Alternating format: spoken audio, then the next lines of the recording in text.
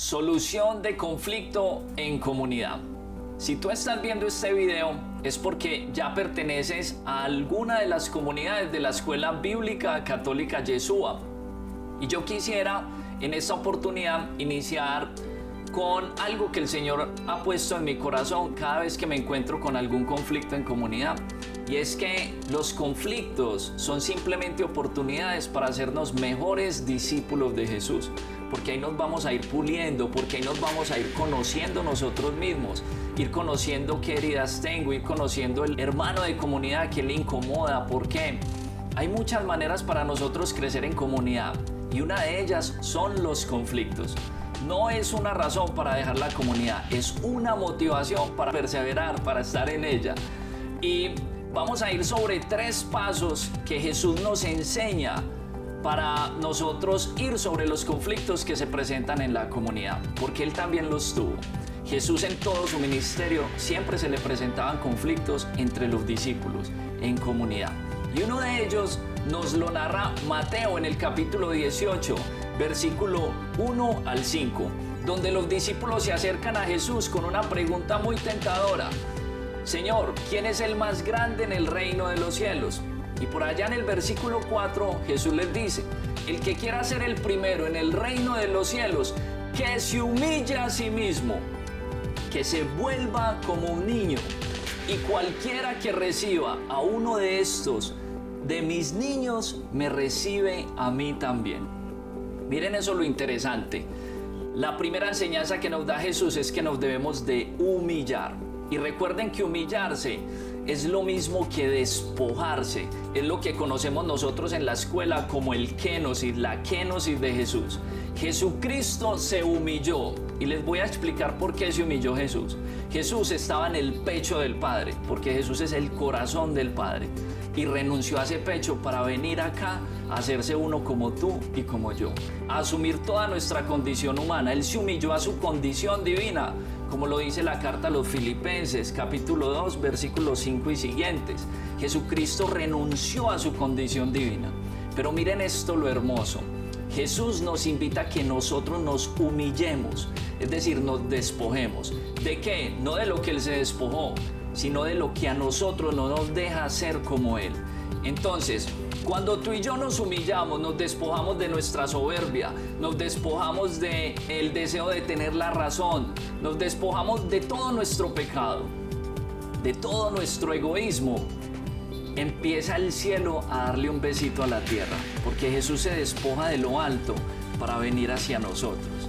Y nosotros nos despojamos del pecado, de lo de abajo, para subir a la condición de Jesús. ¿Y por qué les narro esto? ¿Por qué les cuento esto? Porque el primer paso para la solución de conflicto es la oración. Y el hecho de que tú entres en un diálogo con Jesús te estás despojando de creer que tú tienes la razón. Te estás despojando de creer que tú eres el que tiene la solución a ese conflicto.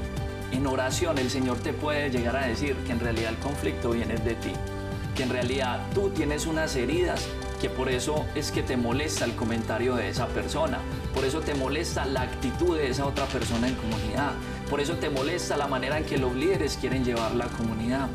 En realidad la oración es donde descubrimos nuestras heridas, es donde descubrimos todo el daño que nosotros tenemos adentro y que lo hemos ido tapando, y que por taparlo o mandarlo al inconsciente, al sepulcro del inconsciente, es que algún día estalla todo eso y entramos en conflicto con los demás. Es hermoso orar, porque en la oración me descubro a mí mismo, y en la oración pasa algo muy interesante. Jesús no solamente te va a mostrar cuál es el verdadero conflicto, sino que te va a dar las herramientas de cómo solucionarlo.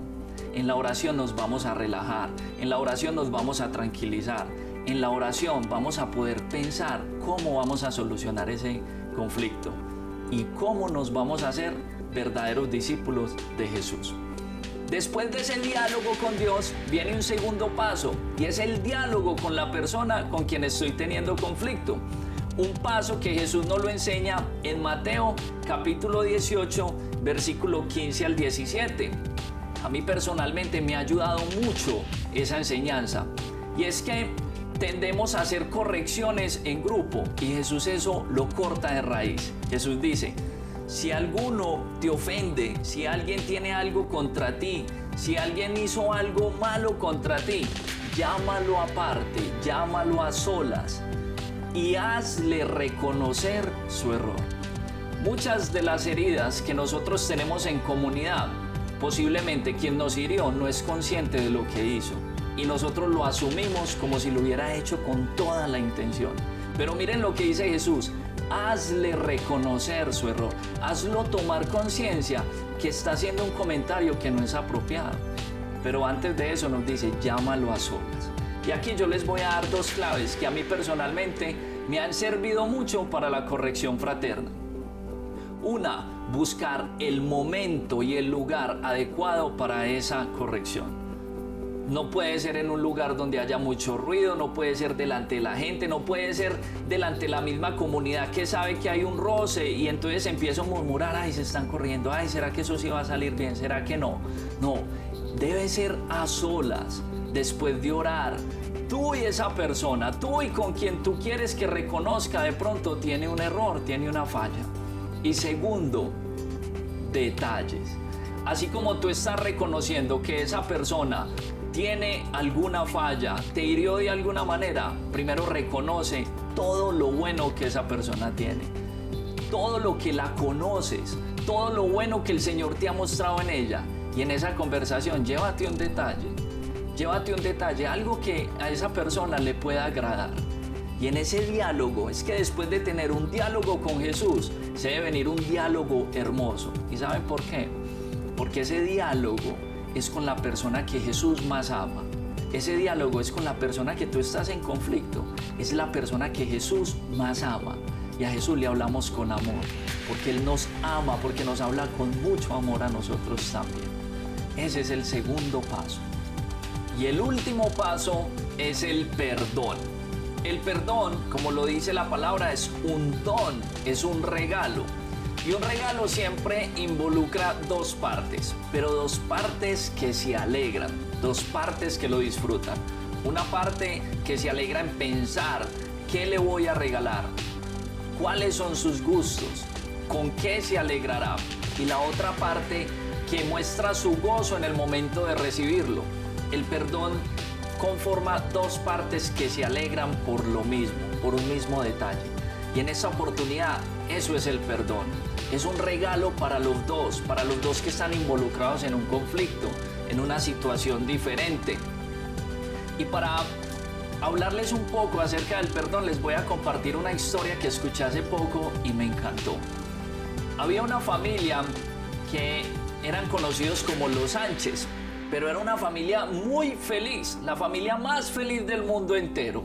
Entonces el diablo le daba mucha rabia ver esa familia tan feliz y dijo, voy a llamar a uno de mis mejores diablillos para que me destruya la felicidad de ese hogar. Y así fue, llamó al diablillo experto en destruir felicidad y le puso la tarea de que acabara con la felicidad de la familia Sánchez. El diablillo se fue feliz. Cuando llegó a la casa, lo primero que vio fue al papá Sánchez y a su hija lavando los platos. Luego los secaron y cuando iban camino a guardarlos, el diablillo les puso zancadilla.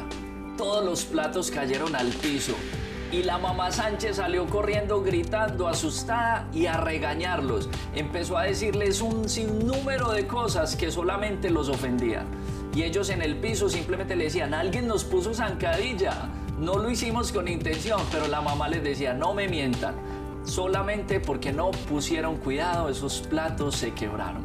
Y así estuvo el diablillo durante una semana, poniéndoles zancadillas, asustándolos, haciéndolos entrar en conflicto.